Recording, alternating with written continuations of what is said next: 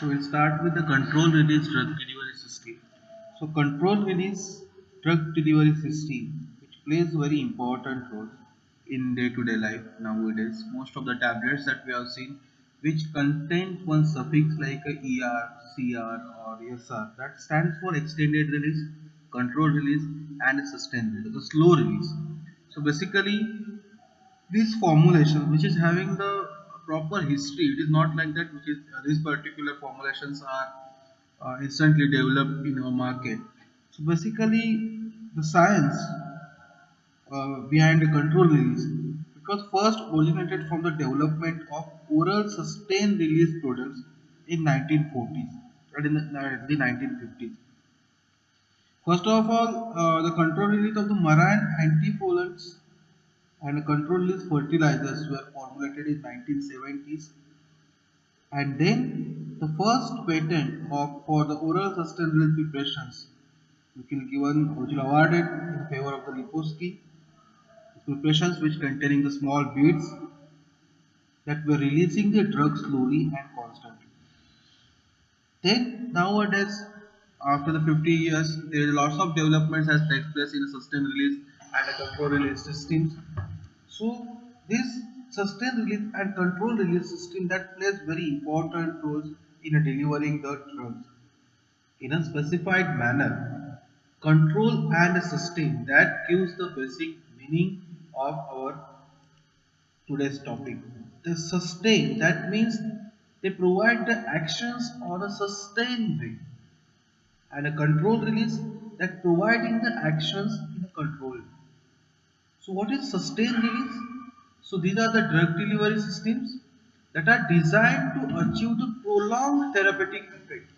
So as already I have discussed, this particularly means the basic goal of any therapy is to achieve the steady state blood level with the therapeutic effectiveness and without toxicity for the extended period of time.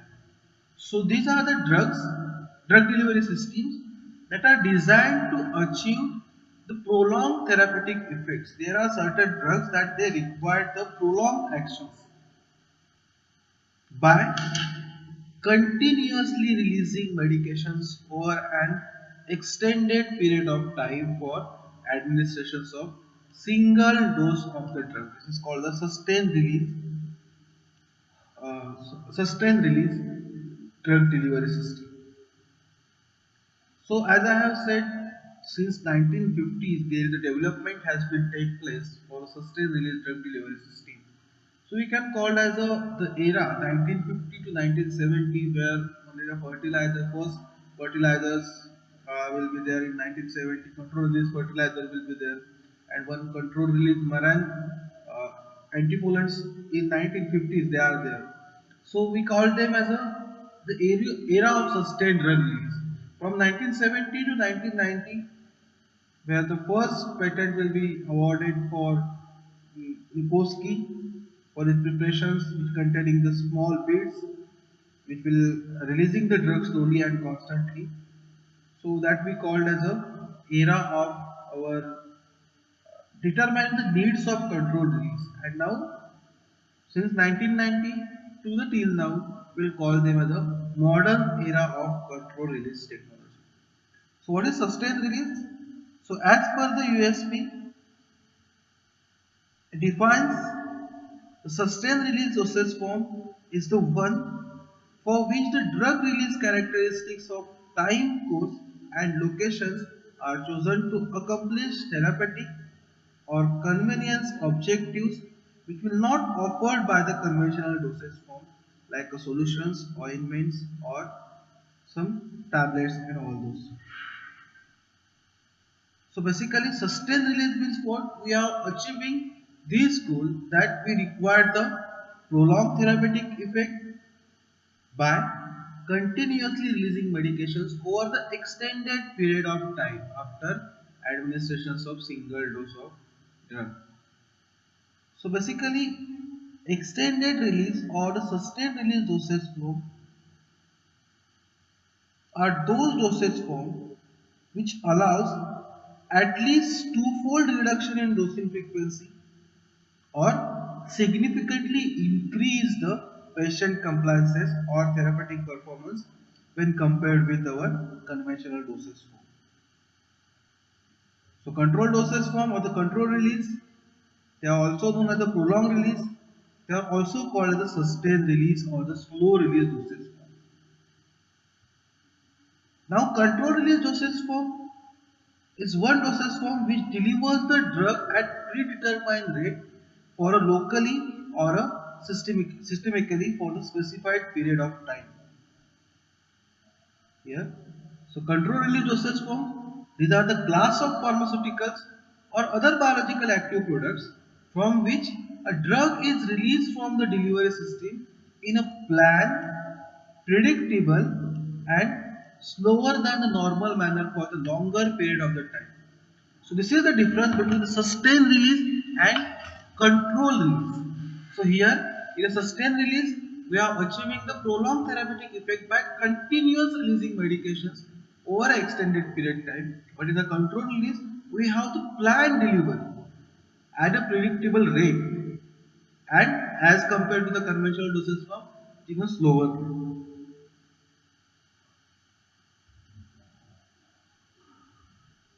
This is called the control release drug delivery system. So controlled drug delivery system that including the maintenance of the drug levels within a desired range, so that they need for the fewer administrations. So optimal use of the drugs in questions, like there are some drugs which is having the low solubility, there are certain drugs which are not effectively absorbed in lower intestine, which have the long biological half-life. So these drugs can be delivered through the control release dosage form systems. So sustained release and a controlled release, these are the two terms. Also they have called the time release, or we can call as a depot system also. So these are the different terms that can be used to identify the drug delivery system that are designed to achieve a prolonged therapeutic effect by continuously releasing the medications over a extended period of time after administration of single dose. That is the important thing here. So once you administer the single dose, this particularly drug release will be achieved properly.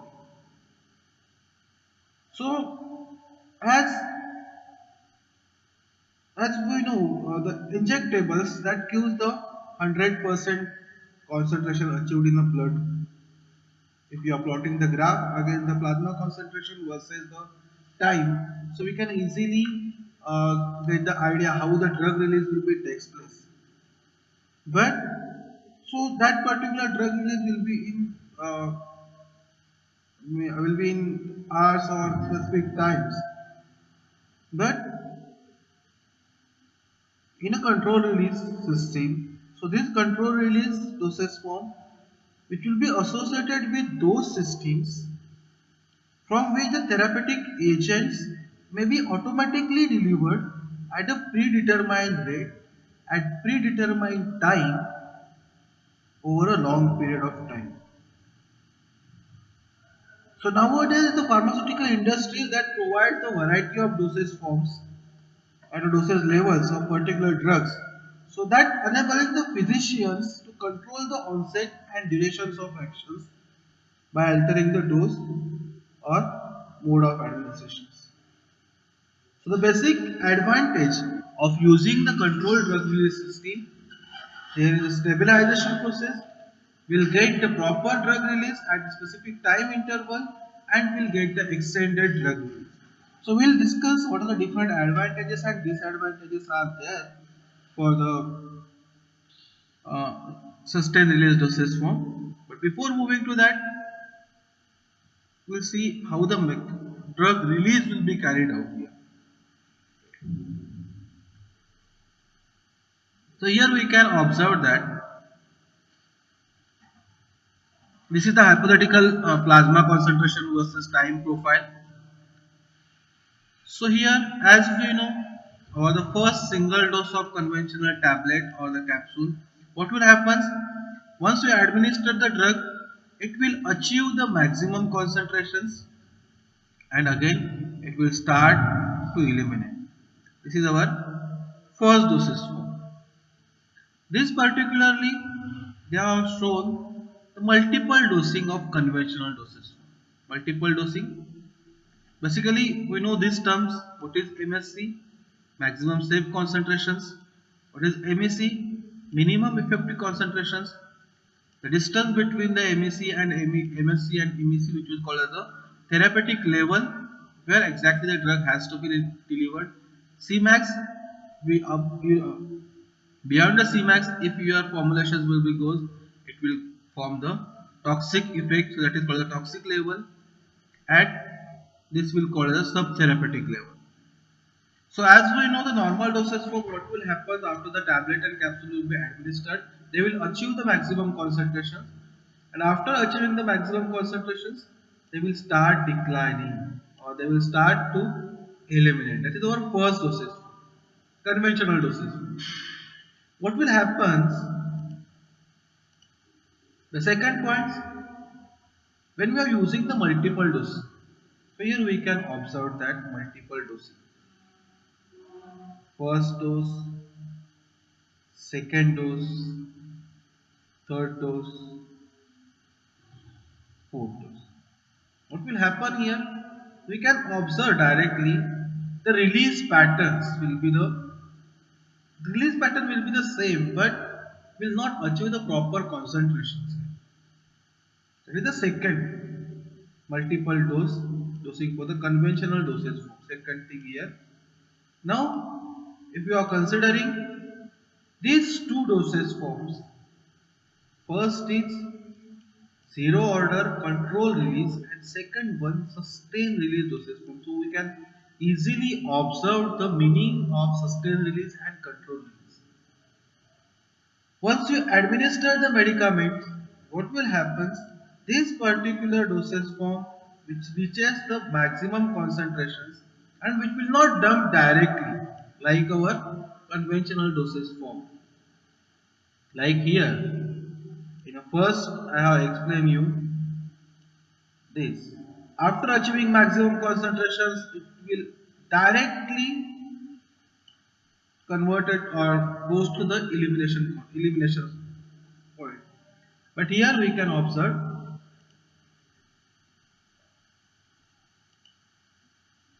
second thing here. The drug is reaching to the specific concentrations. It will providing the therapeutic effect for the specific time. Here we can observe, we are plotting the graph, the decline time here and this time. Means the therapeutic effect after achieving the maximum concentrations. That will be the variation. So they are providing the sustained action for the specific time durations with a predetermined rate. So what we are calling the prolonged therapeutic effect by continuously releasing medications over the extended period of time.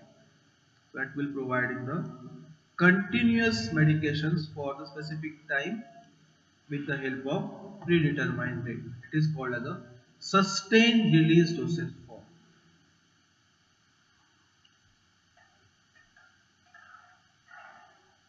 Over the conventional dosage form.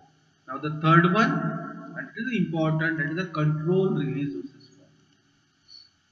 What we have called as a control, these are the delivery systems which are planned, predictable and slower than the normal manner. Now here we can observe this.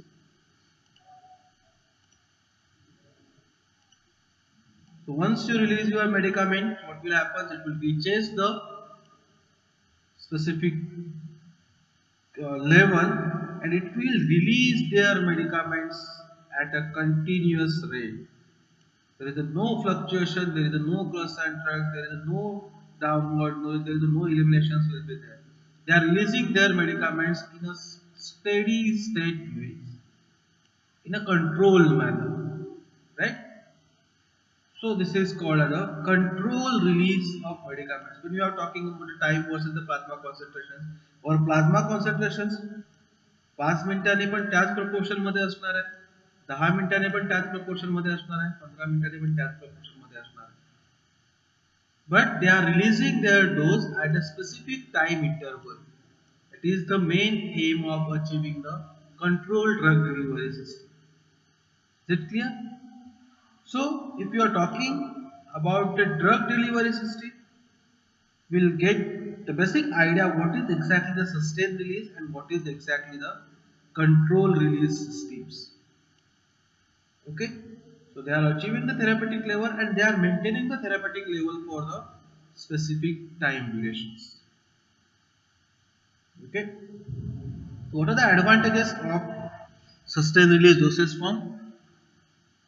So it will reductions in blood level fluctuations of the drug that will thus better the management of the diseases. So this will be the important factors as we already discussed. There is an uncertainty of the fluctuations in the in vivo environments where the drug release takes place. So obviously the drug fluctuations will be there. So uh, we cannot achieve the proper concentrations in a blood. So there is the reductions in a blood level fluctuations, so that will be better for the management of the diseases. Reductions in dosing frequency, we have just now discussed how the single dose can deliver the medicaments with the help of the sustained actions. So that is a very much that is the important advantages here. Also, it enhances the patient convenience and compliances because the frequency of the drug administration is reduced. So obviously patient compliances can be improved and basically the drug administrations can be made more convenient. So it will enhance the patient convenience as well as the compliances. It will reductions in adverse effects, mostly systemic as well as the local, mostly for the potent drugs in sensitive patients.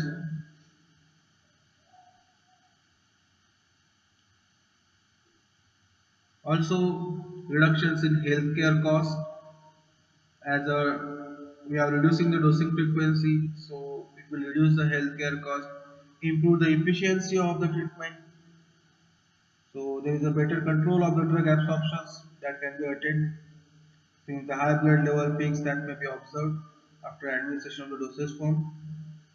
Then safety margins and the high potency drugs can be increased and incidence of the both local and systemic adverse effects are reduced. So these are the different advantages. Along with that, it will reduce the nursing and hospitalizing time because they don't require assistant to deliver the medicaments.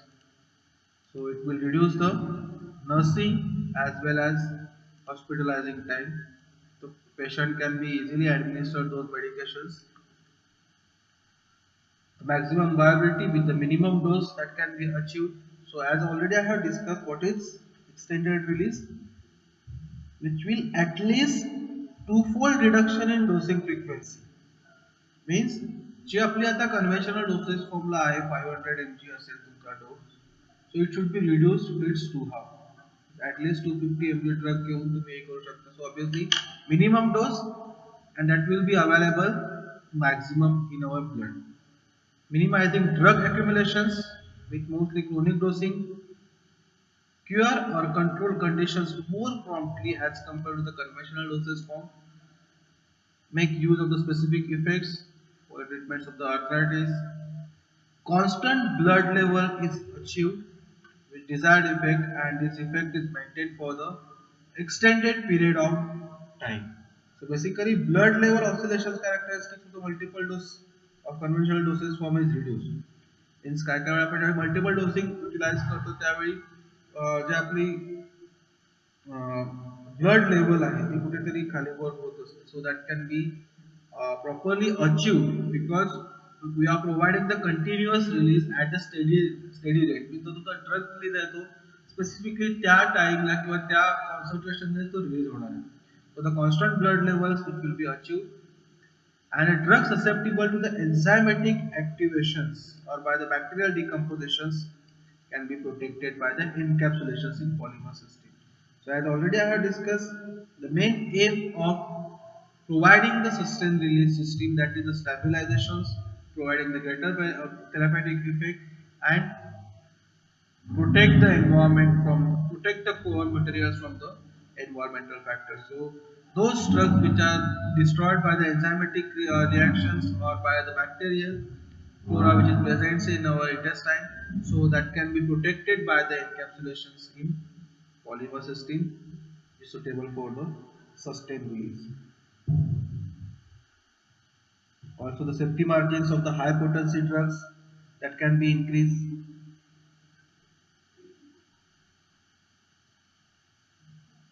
So the main advantages is that we are reducing the dose and we are getting the maximum viability. So uh, the main advantage of drug administered can be reduced and then maximizing the availability with the minimum dose. So the overall administration of the sustained release forms that will increase the reliability of the therapy. So that's why the sustained release dosage forms plays very important roles and it is having the various advantages that just now we have discussed.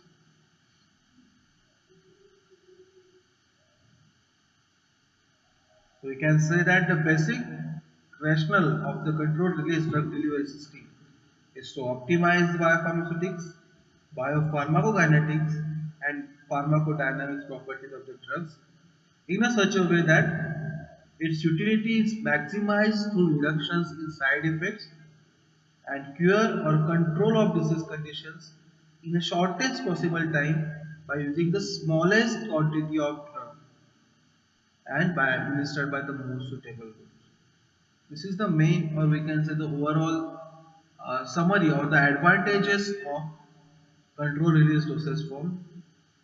So is that to optimize biopharmacokinetics, biopharmaceutics, and pharmacodynamic property of the drugs by utilizing or by reductions of the maximum drugs or sorry by reductions in the maximum side effects and cure or control or diseases with the help of the shortest possible times by using the smallest quantity of the drugs. So कमी डोस, कमी time आणि maximum बायोबिलिटी या सगळ्यांचा utilise करून dosage regiment किंवा disease conditions treat केली जातात. So there are some disadvantages also. So basically administrations of sustained release medicament does not permit the prompt terminations of therapy. So immediate changes in drug need during the therapy might be encountered if certain adverse effects are noted that cannot be accommodated. So basically suppose कोणता जरी adverse effect झाला तर आपण ती therapy terminate करू शकत नाही. We cannot terminate the therapy. Then the physicians has less flexibility in adjusting the dosage regimens because this is fixed by the dosage form designs. So physicians cannot set the dosage regimen की किती वेळा घेतला पाहिजे. So it will be set by the dosage form designing. Basically these sustained release forms are designed for the normal populations, means on the basis of the average biological half-life, disease states that alter the drug disposition, significant patient variations, and so they are not accommodated. Economic factors are also there. There are more costly process and the equipments are involved in manufacturing. So it will be the more costly as compared to the conventional dosage form. There may be dose dumping will occur because in some cases what there are different factors are there that we are going to discuss in later. So they will causes the dose dumping. Dose dumping, that means it it will reduce or whatever the dose we require to deliver at the specific site, they will accumulate at the specific space. So dose dumping will be occur or it will be directly eliminated also. So obviously the dose required, that will be the varied. So dose dumping will be occurred. This is unpredictable and poor in vitro and in vivo relationship. Effective drug release time period is influenced and limited by the GI residence time. So this is the important factors also we have to consider. As we have already discussed in the orally administered forms, the period which is measured in hours and basically which is depends upon the residence times of the dosage form in the GI tract. So किती वेळापर्यंत तो GI tract मध्ये आहे, सो त्याच्यावर तुमचा release हा depends असणार आहे. Need additional patient education, that means we have to educate them, do not chew or crush dosage form before swallowing.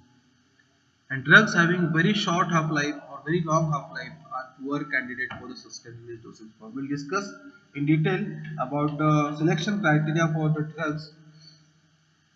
Example, diazepam they have said delayed onset of actions and sometimes not useful for the acute conditions. So means it will take some time to show the action. So in emergency we cannot use the extended release dosage form. So these are the some disadvantages. Now selections of drugs. Not all the drugs are suitable candidate for the formulations for the controlled release and the prolonged release applications, prolonged action medications. So drugs with a long biological half-life that are inherently long-acting, and these are the questionable candidates for the sustained release formulations. So we'll discuss what are the different criteria for the selections of the drugs for the oral sustained release systems. So there are some physiochemical parameters for the drug selections to be formulated in a sustained release dosage form, mainly knowledge on the absorption mechanism of drug from the GI tract. How the drug is absorbed in a GI tract, that has to be known. Its general absorption viability, किती percent bioavailable आहे तो, कोणाशी bind होतोय, कोणाशी bind झालं, कोणकोणते other enzymatic degradation होतंय का, किती अमाउंट मध्ये तो बाइंड होतोय, तर सगळं bioavailability you must know. Then the drugs molecular weight किती आहे त्याचं, that has to be known, and the solubility at a different pH and apparent portions. So drug solubility, you can say, so very insoluble drugs whose availability is controlled by the dissolutions may not be benefit for the formulations in sustained release form, because the amount of drug which is available for the absorptions will be limited. So the poor solubility compounds cannot be used here. So that has to be considered. And apart from that, partition coefficient also. Another one, as already I had, is the absorption viability. So drugs with a narrow requirement for the absorptions, means drugs which is depend on the positions in the GI tract for the oral administrations or the optimized absorption. These are also poor candidates for sustained release formulations, because the absorptions it will not occur throughout the length of the gut, it will occur at the specific site. So those having the poor absorption viability, that we cannot use for the sustained release.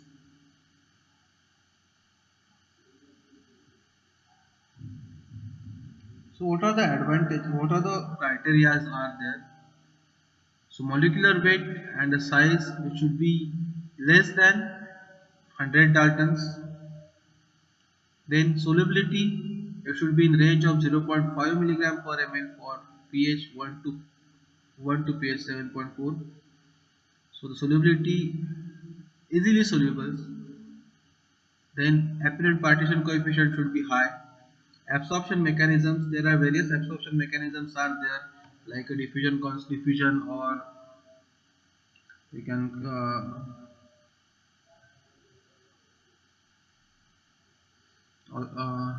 matrix systems are there. So the solubility is very important for all the mechanisms of absorption of the drug, that must be present at the site of absorptions. So during the pre-formulation study, it is necessary to determine the solubility of the drugs that having the various pH values.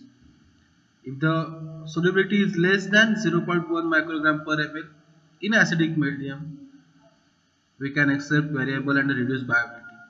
If the solubility is less than 0.1 ml, 0.01 microgram per ml, absorptions and availability will become the resolutions limited resolution systems.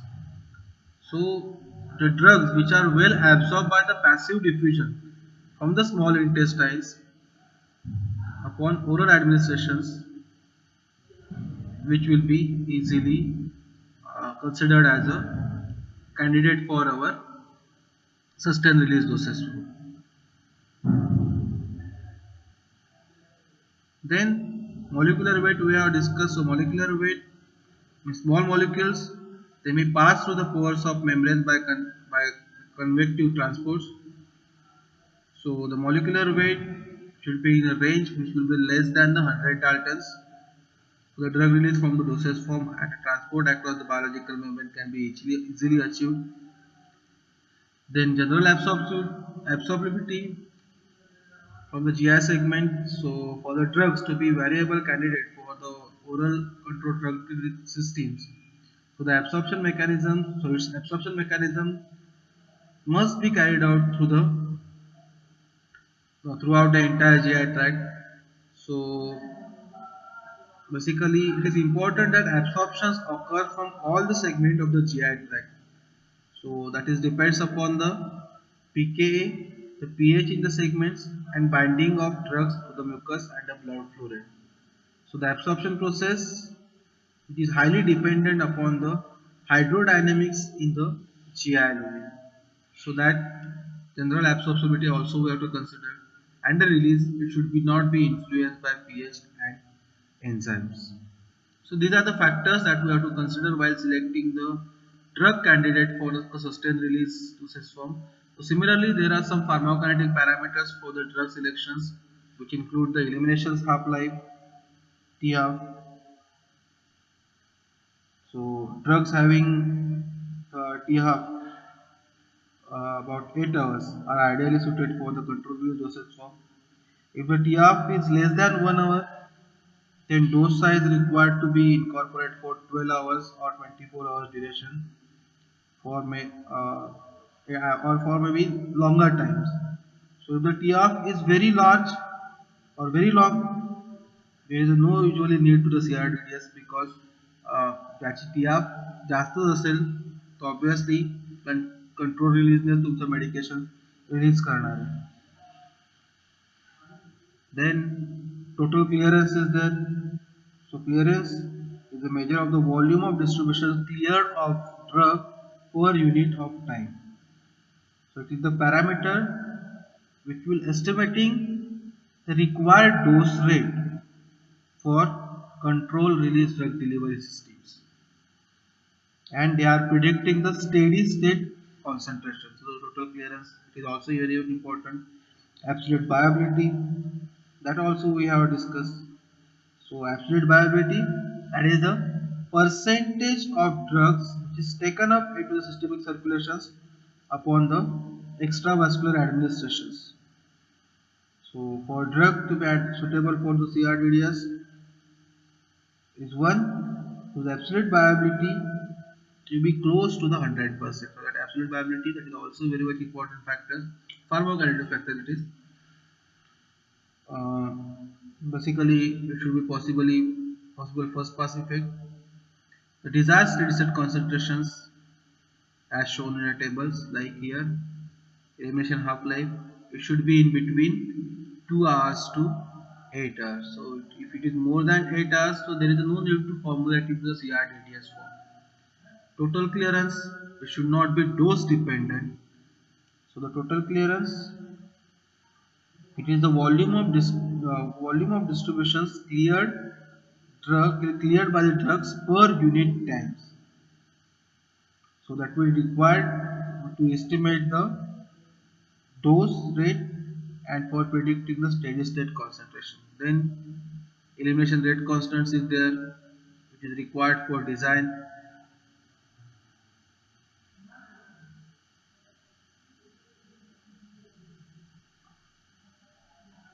Then apparent volume of distributions, which is the volume of drug that drug would occupy if it were dissolved at the same concentrations as that found in the blood.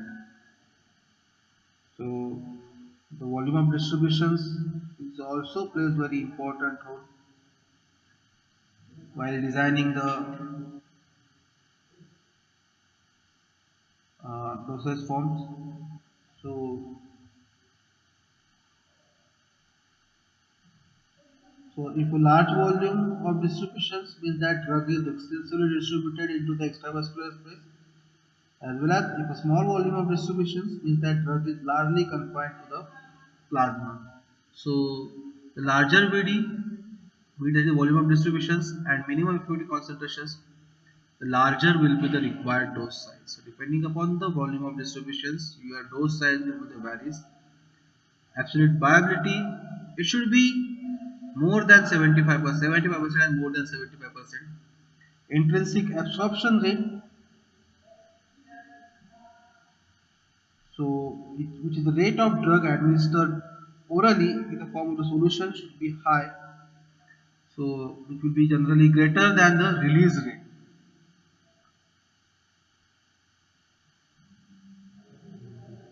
So in order to ensure that release process is the rate control instead, for that purpose, it must be greater than the release rate. And therapeutic concentrations or target steady state peak concentrations is the desired or the target steady state minimum concentrations at the mean state. So the smaller the desired fluctuations, the greater must be the precision of the dosage form performance. So lower the CSS concentrations, that is steady state concentrations, and smaller volume of distributions, the loss among the drug is required. So for that purpose,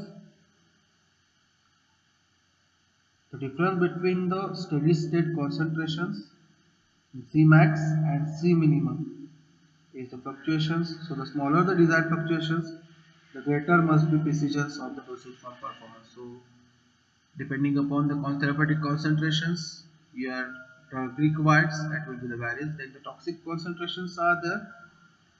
So apart the values of MTC, maximum toxic concentration and minimum effective concentration, say for the dosage forms also suitable for the drugs with a very short half-life. So these are the different pharmacokinetic parameters that we have to consider. So there are different drugs which are not effectively absorbed in the lower intestines, like riboflavin or some ferrous salts are there that can be uh, unsuitable for the oral sustained release dosage form. Some are absorbed and excreted rapidly and which is having a short biological half-life like a penicillin G. This is also not acceptable for the or not suitable for the control release dosage forms. Those having the long biological half-life like diazepam or the phenytoin, because they already have the large TF, so we don't require to convert them into the CRDDS. Then those required large dose sulfonamides, so that we cannot be used. So likewise, there are various doses are there that are not suitable for the long control release dosage form. So the main parameter that we have to consider that are our molecular weight should be less than 100 daltons, solubility which should be 0.1 mg per ml at the pH 1 to pH 7.8. The absorption mechanism must be diffusions. Then these pharmacokinetic parameters has to be considered. Elimination T half-life, it should be in the range of 2 to 8 hours. Total clearance, absolute viability, it should be range of more than 75%. It should be possibly uh, bypass the first pass metabolisms, disaster set concentrations, and therapeutic concentrations that has to be considered. And importantly, the volume of distribution. जेवढं तुमचं volume of distribution जास्त असणार आहे, that means your drug is extensively distributed into the extravascular space, and if VD is small, the drug is largely confined to the plasma, which is the best interpretations for the proportionality factors uh, for the total amount of drug, to determine the total amount of drug in the body. So volume of distributions also we have to consider, elimination rate constant and the total clearance. It should not be dose dependent. Elimination rate constant which will required for the designing purpose. So these are the different parameters that has to be considered for the control release dosage form. Next lectures will discuss about the dose calculations, loading dose, what is loading dose, what is maintenance dose, and the remaining points. So we'll stop here. Thank you.